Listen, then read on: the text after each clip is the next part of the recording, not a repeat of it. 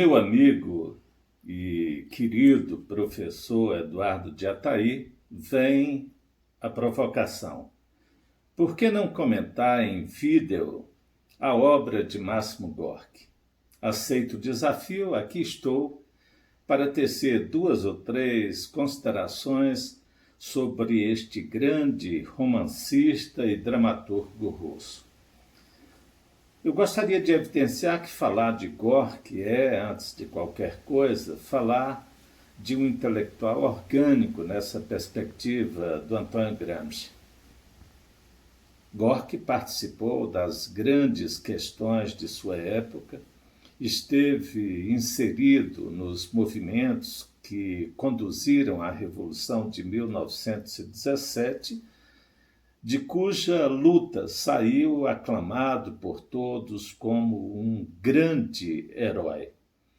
A propósito, Máximo Gorki escreveu um livro de cunho memorialístico em que ele tem como figura central Vladimir Lenin.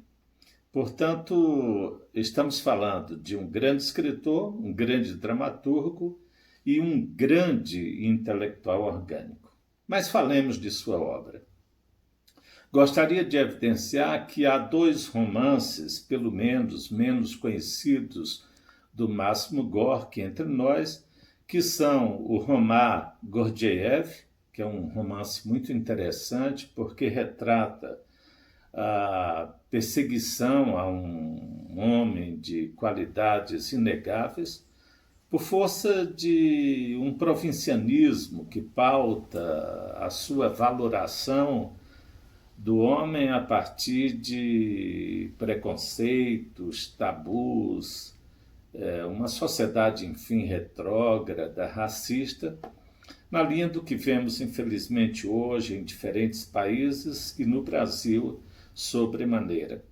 Um outro romance que eu gostaria de destacar aqui é o romance Os Três, que é uma releitura que o Gorki faz do clássico de Dostoiévski, Crime e Castigo. Não quero com isso minimamente sugerir que se trate de um plágio, antes pelo contrário, há uma pegada original, há acréscimos que eu não quero entender que possam, sob qualquer aspecto, ultrapassar as qualidades de um livro como Crime e Castigo, mas há uma certa originalidade, uma força dramática que dá a esse livro uma identidade que credencia Gorki a partir de então como um grande romancista do seu país e de sua época. Para não falar do grande dramaturgo que foi Máximo Gorki. E aqui eu poderia registrar duas peças sobremaneira que merecem um real destaque.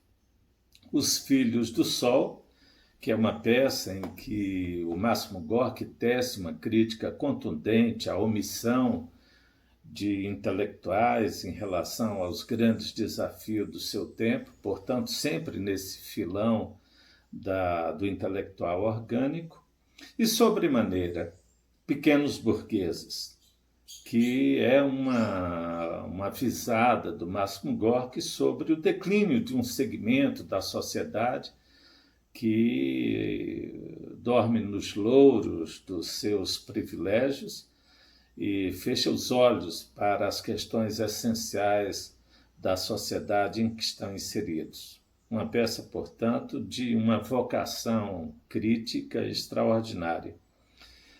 E eu gostaria de, ao tecer esses comentários, nem é preciso me reportar ao Romance Mãe, que é um romance de 1907, que o Máximo Gorki publicou quando esteve nos Estados Unidos por um tempo, e que é o mais emblemático e o mais conhecido dos seus romances.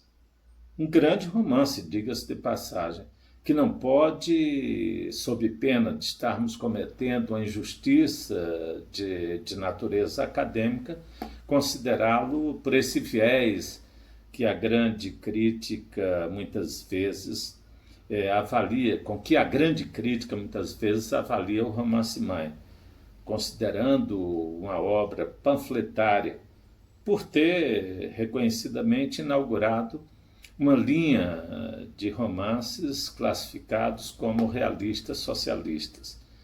Nessa obra, o Máximo Gorki, no entanto, vai muito além desse viés, desse compromisso político-ideológico e realiza uma obra que, pelas suas qualidades estéticas, não pode ser desmerecido como aqui além se tem feito sobre ele.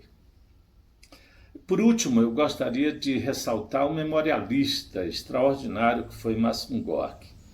E o seu memorialismo está dividido em 3 livros, um a um, maravilhosos. O primeiro deles, Infância.